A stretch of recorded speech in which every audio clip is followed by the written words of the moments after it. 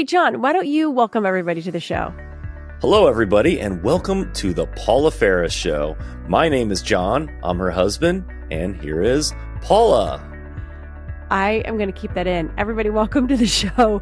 If that doesn't indicate the kind of mood we're in, it has been a long day. This is the much anticipated Ask Us Anything episode, an episode that almost didn't happen because I've been sick. I've been under the weather. I'm finally on a Z-Pack, but I literally have not been able to breathe for about a week. So this is like our deadline. We got to get this in today, but it's a PM edition. Yeah, we usually don't do things this late. Yeah, it's 9:19 right now, and Paula is still in her pajama pants that she had on this morning. That's not a lie.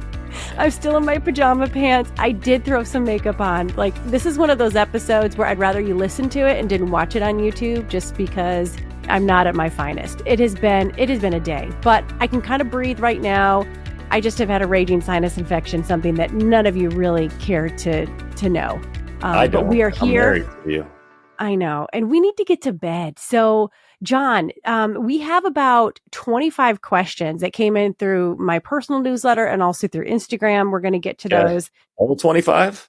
All 25. I have a glass of wine because it is the PM edition. This is probably one of my last glasses of wine that I can have this year. This is, by the way, is the final episode of 2024 because we're going to take 2 weeks off before we come back in January. And John informed me today that we're going to do dry January again. So I need to get a glass. I didn't inform you. Like, we discussed it and we agreed upon it. This will be our third year and we'll see how well January goes. It might turn into a January, February. Who knows? I don't recall it being a discussion. I recall you saying, yes, we're doing it and we're going to do dry February too. That's pushing it. So yeah. We'll see how we do. One day at a time. But this is our last episode of 2024. Then we're coming back with a vengeance in January. January is going to be John and I talking about hot topics, the biggest topics and conversations from 2024. And we're going to put a fresh take on them. Menopause, teenagers, politics, and college. That's going to be our January offering. But for now, let's get to it. You want to do these questions, John? These Ask Us Anything questions? I'm ready. Fire. Are you? By the way, I want to show off my sweatshirt. You mentioned that I'm in my pajama pants yes, I haven't changed. I did put a different sweatshirt on. It says Chill Bro. This is from Chip Layton's line. Chip is the really funny teenage college freshman text guy from the Layton Show. We'll put a link in the show notes, but he's got a really funny merch line. John, you're not wearing anything from his merch line, but you are wearing a sweatshirt that said Jackson Hole, which was one of our last getaways. Yeah. Right? Yeah, the two of us, we had a great time. One of the most beautiful places, not just in the country, but in the world. And we did some, what they call glamping. So kind of glamorized camping with some of our really good friends. It was a lot of fun. Yes. And I think it ties into some of the questions that people have for us on how we keep things spicy and how we keep our marriage interesting and all of those things. But I want to start out by honoring those who have signed up for my personal newsletter, paulaferrisofficial.com. Keep things real, authentic look at life. We do a lot of fun giveaways. Some of the questions that came in, the first one, by the way, it was their email addresses that were tied to it. So I don't really have people's names. So we'll just call this user Mac2012 wants to know, I would love it if you and John talked about how scary it is to have your kids dating. How do you and John feel about it? Well, as we record this, I'm looking on Life 360. Our daughter is on her way home from her boyfriend's house, John, and she will be home in approximately... She's supposed to be home in 8 minutes, so that was her. And it says 7 minutes. She's 7 minutes away. Be 1 minute early. What an outstanding young lady she is. Yes, we're so proud of her. She's a junior in high school. So, how do we feel about our kids dating and dating in general?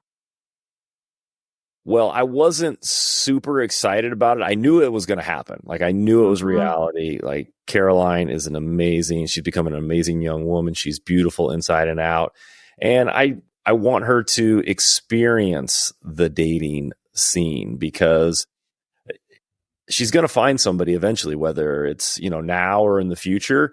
And I want her just to explore and maybe make some of those mistakes that you make early on with not the big mistakes, but some of the small mistakes and just learning how to get along with somebody else, because it was definitely a learning curve for you and I. And you weren't my first girlfriend. I wasn't your first boyfriend.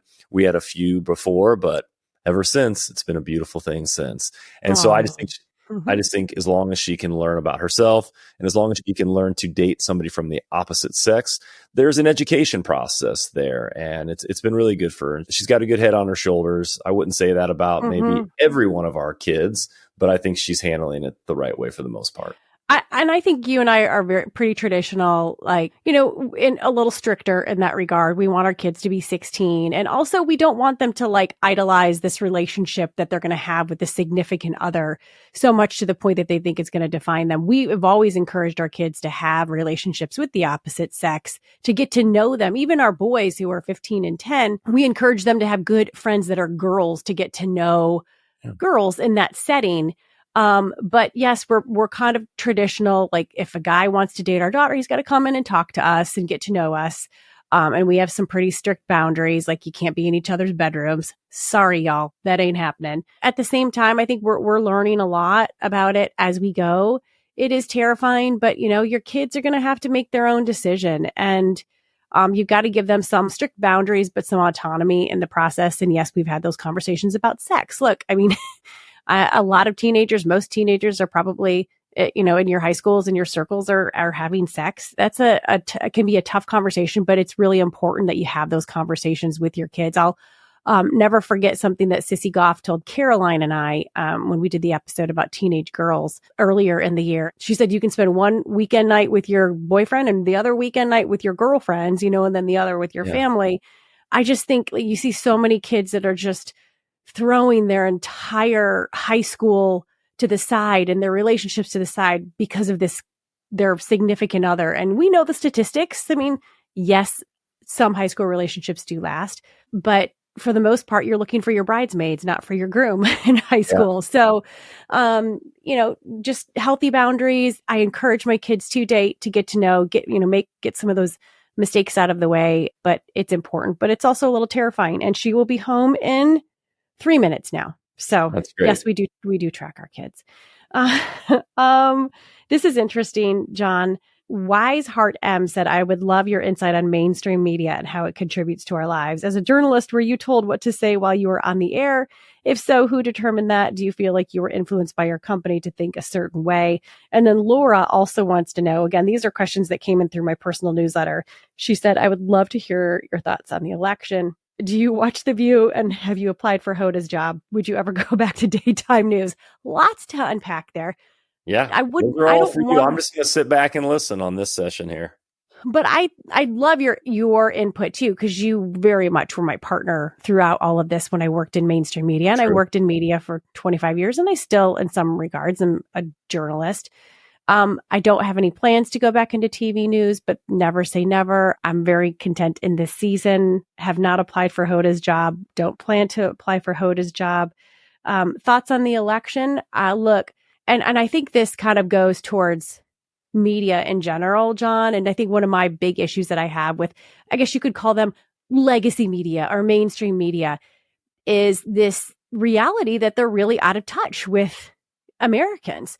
You know, you and I have lived in Chicago and Ohio and New York and now South Carolina. We're from Michigan and Indiana. So we've been exposed to so much. And I think one of my big issues with news outlets, and you see the skew and you see the bias is impossible to avoid because we all have our own bias.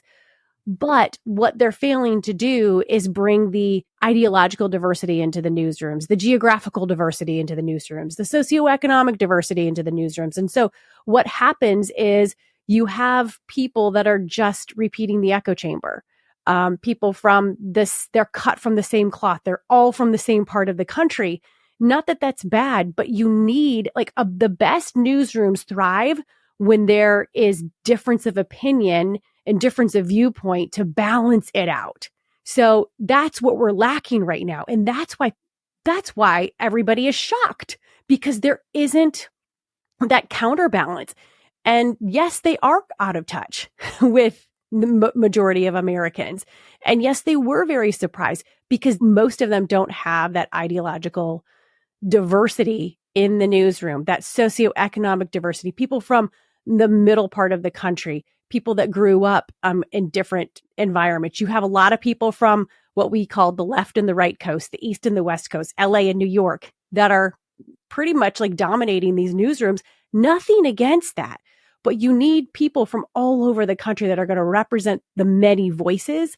And then you're not going to be shocked on the election when the country responds in a way that you're not expecting.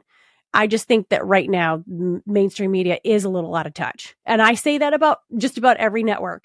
So I think they need to do a better job in their hiring practices of making sure that they're hiring ideological diversity, socioeconomic diversity, geographical diversity. Make that a priority. We won't be surprised. And it's going to be best for the American people. So that's my answer about that.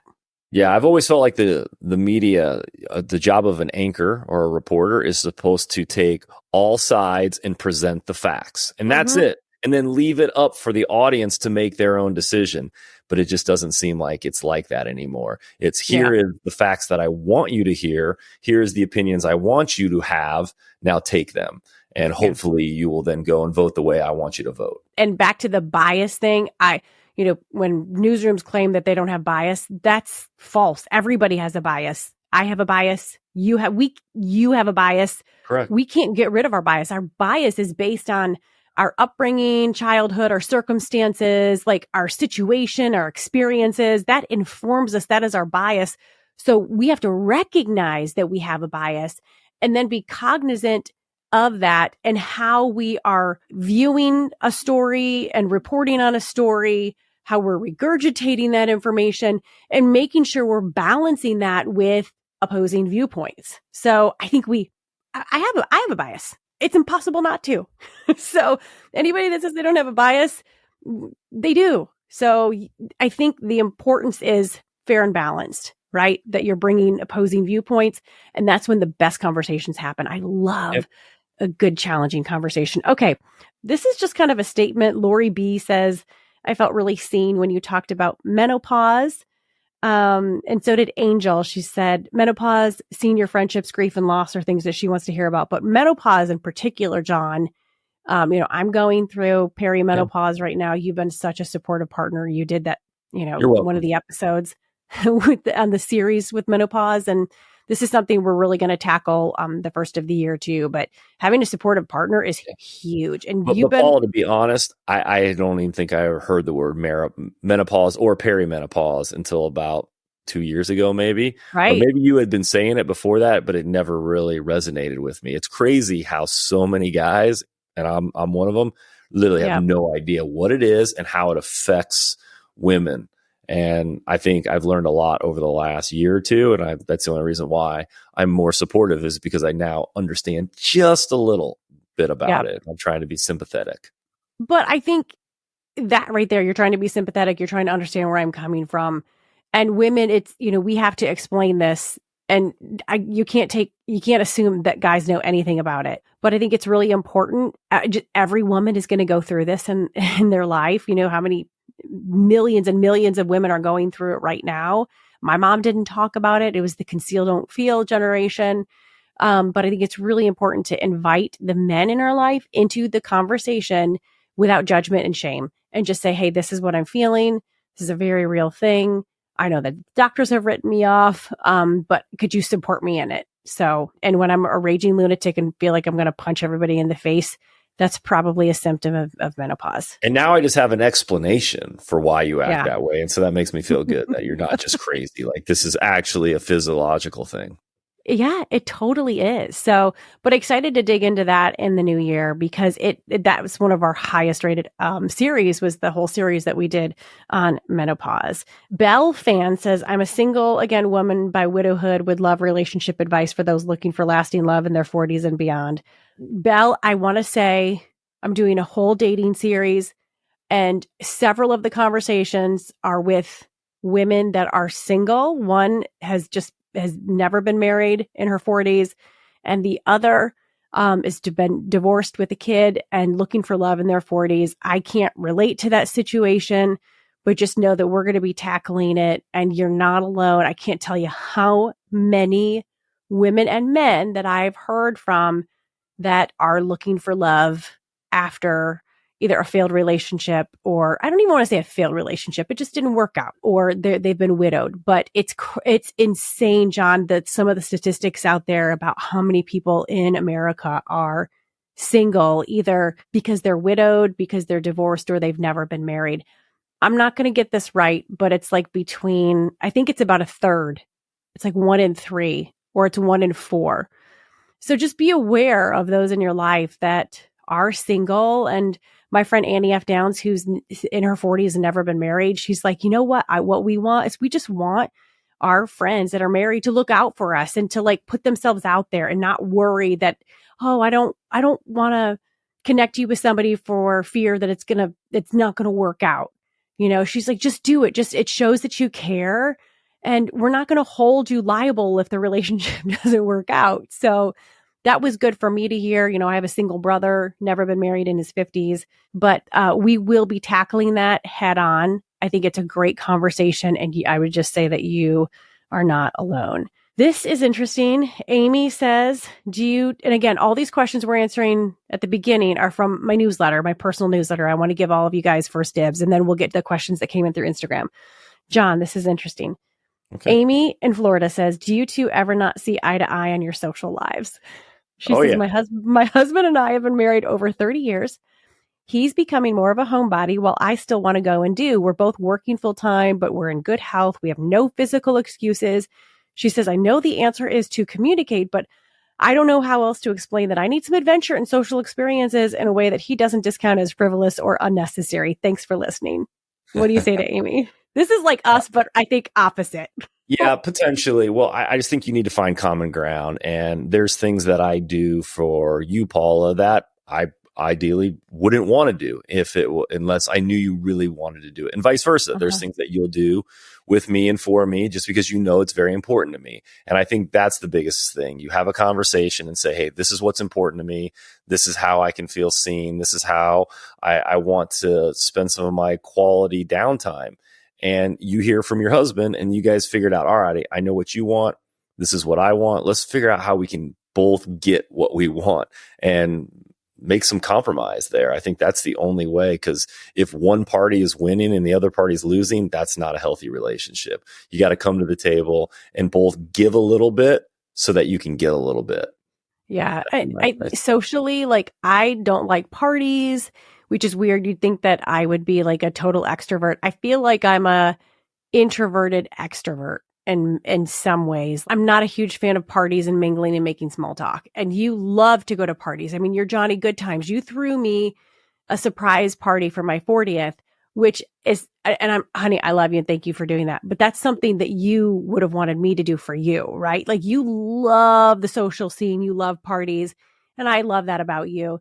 It's just not always my scene. New York City, we had all your friends. It was a huge surprise. It was really nice. It was sweet, honey. I've never been a bit like, my parents threw me a surprise birthday party for my 16th. I was so mad at them. I'm just not a big party girl. A good evening for me, a fun evening, is like have a couple of friends over. We play games, we watch sports, we order pizza. Hallmark movie. Not always Hallmark. That's when my mom is visiting, okay? I don't ever watch Hallmark movies unless my mom is here. I watch Netflix movies, okay? But they're rom-coms. But I think, Amy, I would say you don't have to change the other person. Like, you can just accept how he is and he can accept how you are. Maybe find some other things and some other areas that you can agree on, some other things that you can do together that you enjoy to do together. Let him do his thing and you do yours. There's nothing wrong with that.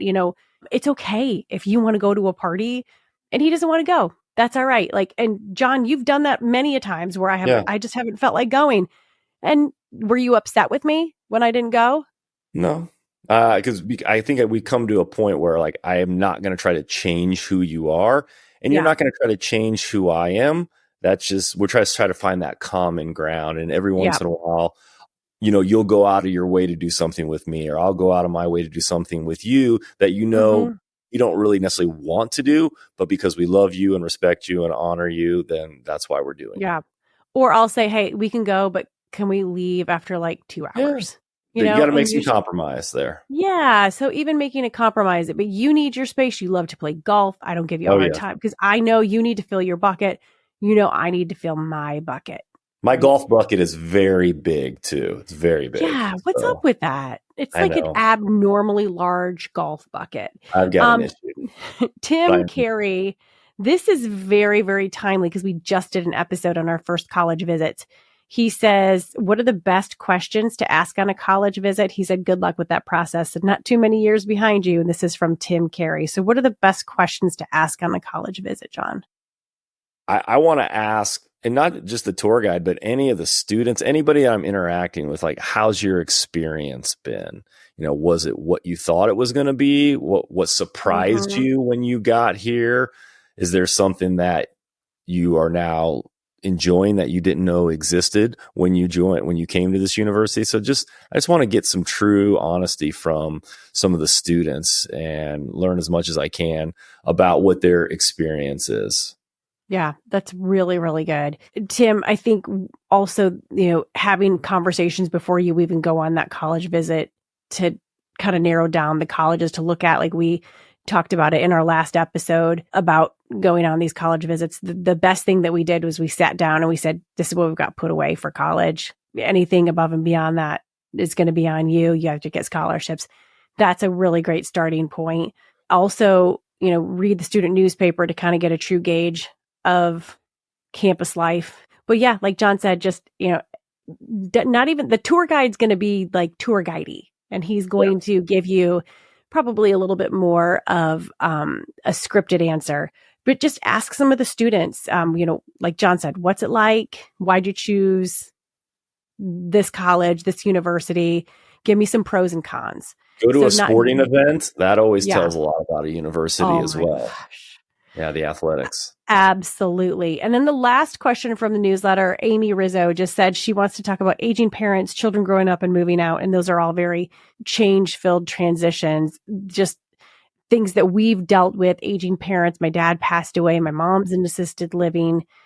Our kids are growing up. They're going to be moving out. And I think it's inevitable. Change is inevitable. And I would just say the relationships change. It doesn't mean that they're, you know, I get real sentimental and nostalgic that my kids are getting older. I refuse to buy that lie that we only have 18 summers with them. The relationship just does change. And I think if you just embrace that relationships change, life changes, and life is full of changes, the sorrow and the joy are all going to come from the same funnel. So you can't shut yourself down.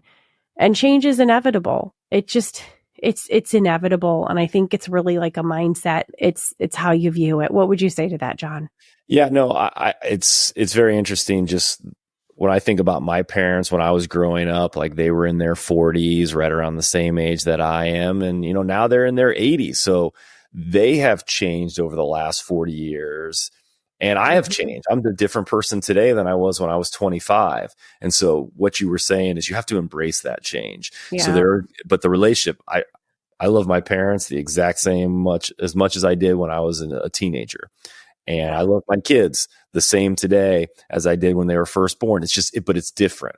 It's a different relationship that I have. And as much as I maybe want to have my parents back in their, 40s and 50s when they were much more active, that's not where they're at right now. So I'm just enjoying the time I have with them while I have it. And the same thing with my kids. They're teenagers. Well, 2 of them are now teenagers. One of them is going to be a teenager soon. And I'm not thinking about, what it was like when they were toddlers, even though it's fun to do that. I want to be present, and I don't want to miss what's right in front of me today. Okay, it's time for some Instagram questions. Let's try to move through these because there's quite a few. Mel says, how do we keep the marriage spicy? How do you, like you and I keep it spicy? How do we keep it spicy? Well, we try to define spice. Are we talking like cayenne pepper, or are we talking like, what kind of spice? All I can say is don't be afraid to schedule your intimacy. Okay. There's nothing wrong with that. All right. Yeah, I think you need to be intentional. We are so busy with work and our careers and our kids and sporting events and extracurriculars. Like if we don't say, hey, we need to spend some time and set some time off, like we're going to go on a date, we're going to go, do something together. sometimes it just doesn't get done. Unfortunately, it will get put to the bottom of the priority list. And Mm-hmm. Paula, I never want you to be at the bottom of my priority list. All right. Oh, thank So you. And I think the way that we keep it spicy is by being true partners, because yeah, I don't feel invalidated by you, because like you have been such a present father. You carry a lot of that, what we hear, like unpaid labor, the mental load. You're much more engaged. So I don't feel so invalidated by you, because for so many women, that's a huge struggle. We feel constantly invalidated. We're carrying everything. We're doing everything. We don't feel like we have a supportive partner. We're the default parent. And then we start to begrudge you. And then we don't want anything to do with you. So I think for guys, like, pick up the mental load, be present, be a true partner. Okay. And don't just wait to be asked. Like, women are carrying so much. We don't have time to think about keeping it spicy. yeah. Like, that's the last thing we're thinking about. So the way you can keep it spicy with us is by helping to carry some of that mental load and that burden from us. And also So, knowing what your love languages are and trying yeah, to that's speak true. those love languages Oh, to yeah, that's you good. and not try to Uh-huh. speak my love language to you. Yeah, your love languages are, touch you and tell you how great you are. I There you just go. have words of affirmation, and mine are physical touch and acts of service. So, Yeah. okay, favorite thing to do on a date, day or night. This is from Sue Bailey. A date day where it's you and I go and do something physical. We do something, some sort of exercise. We go Mm-hmm. take a walk. We go to the gym. We go, play pickleball, do something. I've even got you on the golf course a couple times recently, and that's kind of fun. So that would be more of like a day date, something active, hiking, Yeah. anything that's Mm-hmm. active. And if it's outdoor, that's an even bonus. And then Yeah. I would say an evening, it's just you and I going to dinner, just connecting, have no distractions. Like, that's the most important thing. If I can just it's just you and me connecting with one another, or you and me and another couple going on a double date. And it's just us being adults talking about adult things and not getting caught up in all the craziness that goes on in our lives and our day to day Yeah. with Yeah. family, kids, and work. I thought something really fun that we did recently. We met up with some friends for a tailgate, and we rode bikes to the Yeah. tailgate. Like, it's just something and it doesn't have to be like that. Cost us nothing, Yeah. we brought our bikes in the Tahoe, we parked, and then we rode our bikes to the tailgate, hung out with our friends. Like, it doesn't have to be a dinner date. Like, you can be creative, being active with one another, finding some things that you like to do. Like John said, he has lured me onto the golf course. I still stink, but finding things that you can do together, and it doesn't have to cost a lot of money. Anonymous wants to know, do we fight a lot? We do.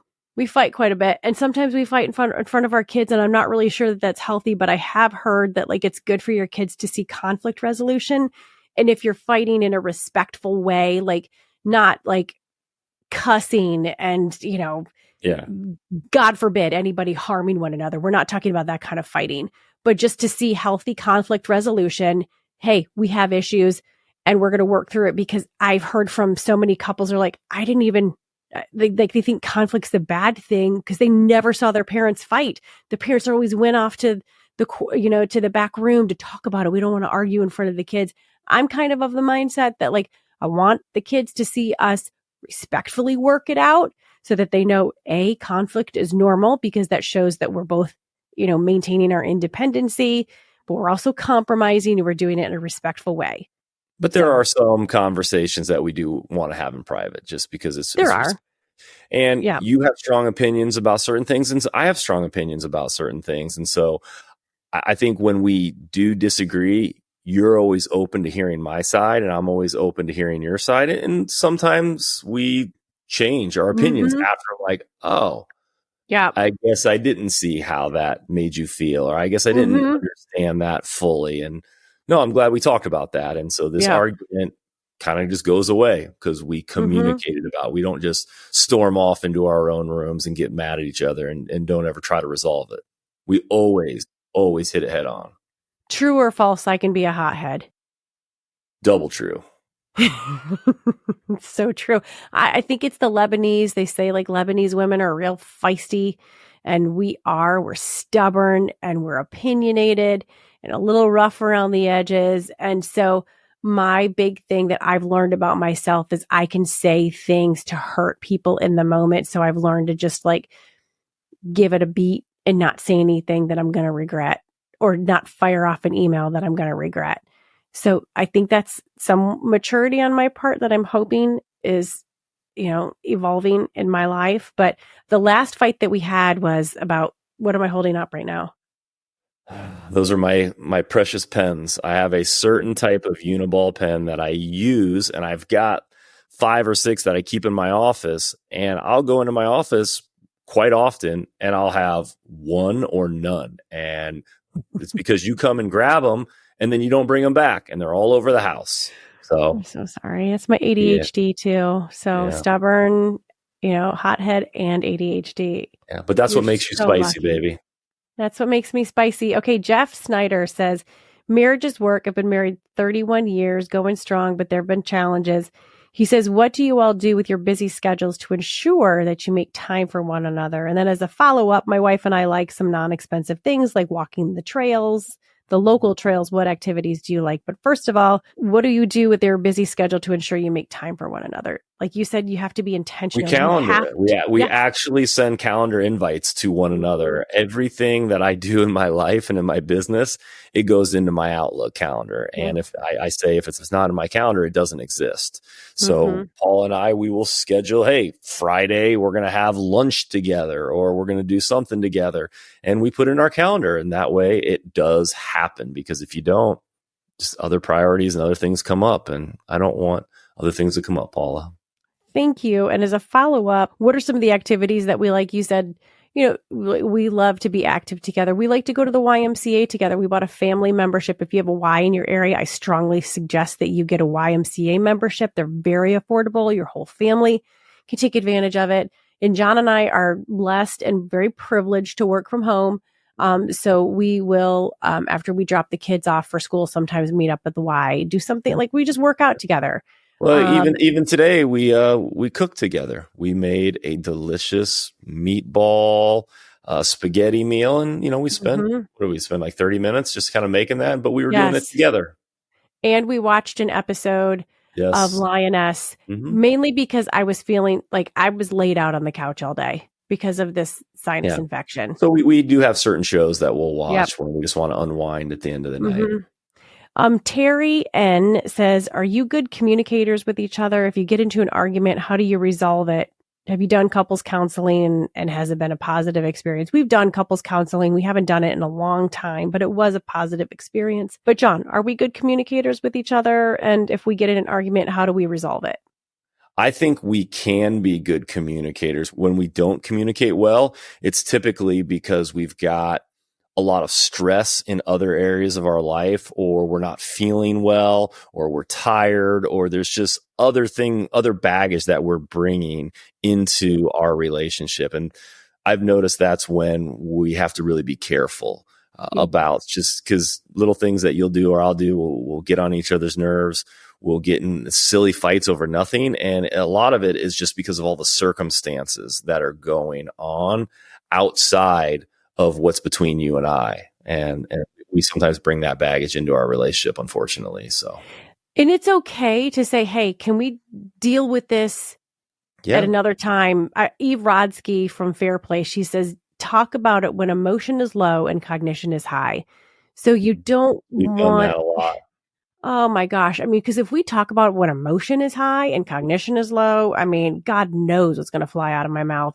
So just say, hey, I need a beat. Like Eve even wanted to work. So I'm like, honey, I'm going to say something I'm going to regret. Yeah. So just back off. Just give me some space. I've said, like, give me some space, or we'll go on a walk with our weighted vests where it's not eye to eye contact. We're shoulder to shoulder. Actually, you're 20 feet ahead of me, like you always are. I got long legs and I walk pretty fast. Jeez. Sorry. And we could talk about it on a walk when we're actually like working and like huffing and puffing. It's not so intimidating with the eye to eye contact. Mm. So that's always a way to work through it. We're not perfect, but And I just think we understand each other a lot better. I understand what buttons to push and not to push with you, and vice versa. We've just kind of learned that the hard way. And I think because we understand each other over these last 24 years of marriage, that we can have better conversations and kind of eliminate stepping in it, if you will, with one another.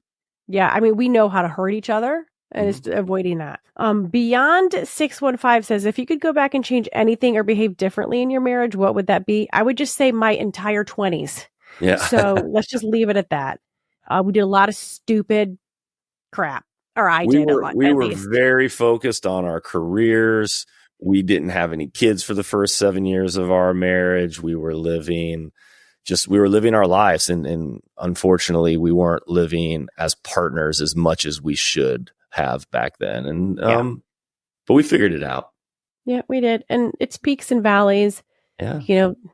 Look, if you're in any sort of like toxic, abusive relationship, get out. But like, relationships are tough, and there's going to be highs and there's going to be lows. I don't always feel like I love you. I love you, but I don't like you, I should say. There are a lot of moments I don't like you, and it's ups and downs like any relationship, but it's just is now one of those moments or not? 45 minutes ago was definitely a low moment. Okay. We were fighting. We couldn't figure out how to get this to work. It's not, 9:15 at night. Now we're going in a good direction. We got our groove. All of it. I think, yes, we are definitely in our groove. All right, let's keep rocking. Michael wants to know, what age did you have the talk with your kids about the birds and the bees? What's the weirdest question your kids have asked you ever? No, Michael, I did a series on this, a 2-part series with the founders from the birds and the bees. And they say, first of all, it's not a talk. Take the pressure off. It's a series of talks and conversations. And it starts real benign. Okay. Like, first of all, you should call the body parts by their name.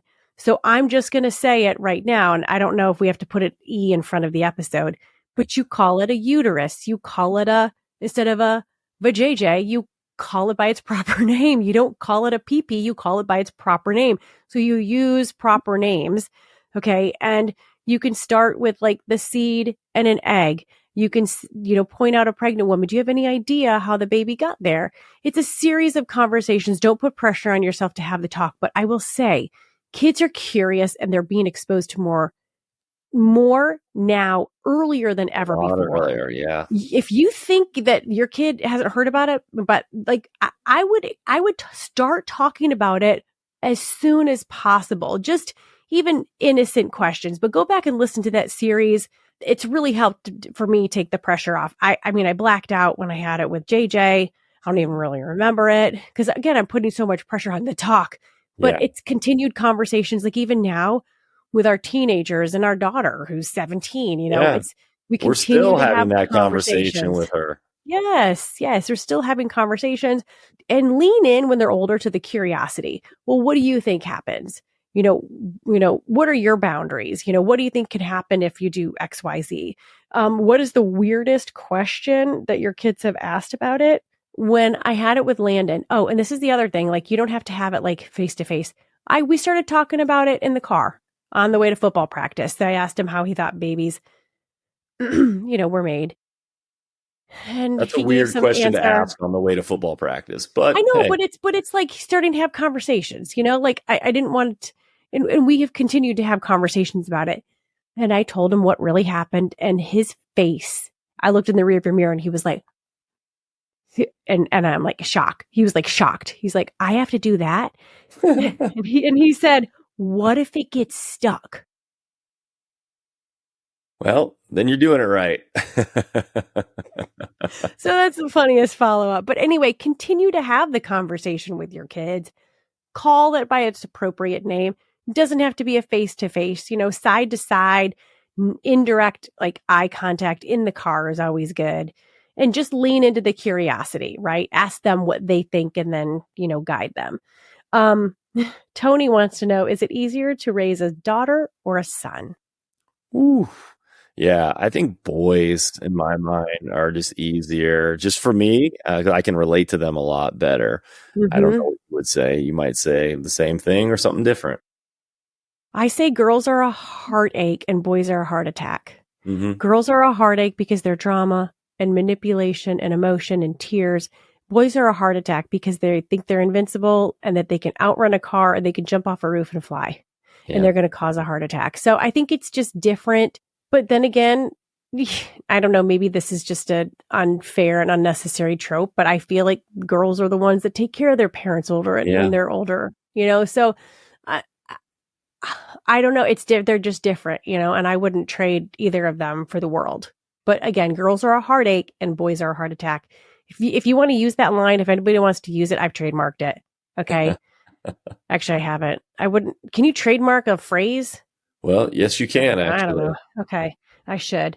Um, Angie wants to know, why did you choose to move to South Carolina? What do you love most about it? Yeah, I knew that I was leaving ABC. They didn't re-sign my contract, and I decided I wanted to take a break from TV news. I had other opportunities to go to different networks, but I just wanted to do something different. I wanted something different in my life. I think John and I both wanted to create the life that we wanted, but really it kind of happened unexpectedly. We came down to South Carolina during the pandemic. We had built a rental home down here where my sister is. It was a real estate investment. It's a rental home, like a VRBO. And where we said, let's go down to South Carolina. The world's shutting down. Let's go for 2 weeks. And we went for what we thought was going to be 2 weeks and we never went back. So it just kind of happened. What do I love? I love the weather. I love the people. I love the cost of living. I love the life that we've made. It's not as glamorous and it's not as sexy. And there are things that you give up and things that you gain with every decision. We have given up a lot. We've gained a lot. Yeah. And we really love it here. Yeah, it's right for the season of our life where we're at today. 10 years ago, we weren't ready for this, but today Yeah. it's exactly where we're supposed to be. And I do love the Mm-hmm. weather. We're very active people. We love being outside. We live on a lake. So that's something we've never experienced before, really growing up, having like water activities. That's been a lot of fun. And So it's fun. amazing how many great quality people we have met. There's a lot of people who have moved here from different parts of the United States and they're now Mm-hmm. calling the South home. And Yep. it's been a great fit for us. Chandra wants to know, do I miss TV? There are things I miss about it. Again, things you give up and things you gain. There's a lot of things about my job that I miss. I'm just a naturally curious person, so I miss telling stories, but I get a chance to do that through the podcast and through the work I do with Carry Media to advocate for working moms.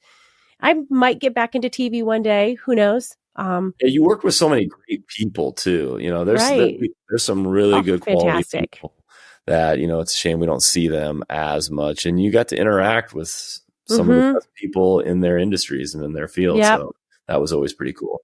I think just because you miss something doesn't mean that you're not where you're supposed to be. You can miss it, but also be exactly where you're supposed to be. Any family Christmas traditions? Laura Gabriel wants to know. We don't really have a lot of. Okay, wait, we do Elf on the Shelf, but I will say our one family tradition is we have shatterproof ornaments, and the kids, they started this when they were really little. They would like underhand or overhand throw the ornament onto the tree to see who could get it to stick. So of course we have to have something totally off the rails. That's one of our fun family traditions. Yeah. I don't have a sentimental bone in my body, so I'm not very traditional in any way. And if you didn't have these traditions, we probably wouldn't even have Christmas, unfortunately. Dude, we wouldn't have lights up if it weren't for me. Yeah, no. I don't have much. You're kind of the Grinch. Like in some ways, I'm not trying to take Christmas from anybody. I'm definitely not. I want everyone to experience, but I just know what I need, and it's not that. And it's so shocking because your parents, especially your dad, is the exact opposite. Total opposite. He loves Christmas. Great decorator. Still don't understand where you came from. No. You look just like him, but you're nothing like him. Yeah. So, okay. This is just kind of tongue in cheek. Did John ever get jealous from all the famous people that you met at events and attended? That's one thing I loved about you. It did, like when I was covering sports and it was in locker rooms and just whoever I was interviewing, A-list celebrities, you're like, that's cool. Like, you're just so confident and cool and collected. And that's one of the things that I loved about you is you never gave me a hard time. I think you were more proud of me, but you never felt threatened by it, unless it was Tom Brady. Yeah, but I've been in the same room with both you and Tom Brady before, and yeah, he's a beautiful man. There's no doubt about it. I'm telling you, he does something to you, doesn't he? But one thing you used to do, which I always thought was kind of funny, whenever you were like with like a beautiful A-list celebrity female who you knew that I thought was attractive, you would send a photo of you and that girl and that woman and to me, and I was always like, oh, that's kind of nice. Thank you very much. Yeah. That's so sweet. And then you would crop me totally out of the photo and keep it, right? You knew about that? Okay. And finally, John, you're going to love this question. Okay. We're at the last, finally. Okay. He says, I've been a fan since your Cincy days. This is, of course, to me. I worked in Cincinnati. I worked in local TV in Dayton and Cincinnati, Chicago. And then I went to the network at ABC in New York. Loved Cincinnati. But he said, Paula, I've been a fan since your Cincy days. I've heard people from here say that they don't like Cincy chili, La Rosa's sauce, and Grippo's barbecue chips. He said, being in the Ohio Valley, the weather's too unpredictable. It's too hilly. He says, what was your favorite thing about living in Cincinnati? I know you have a lot to say about La Rosa's. I do like La Rosa's. Yes. I was a big fan of their calzone. Oh, yes. 3-meat calzone.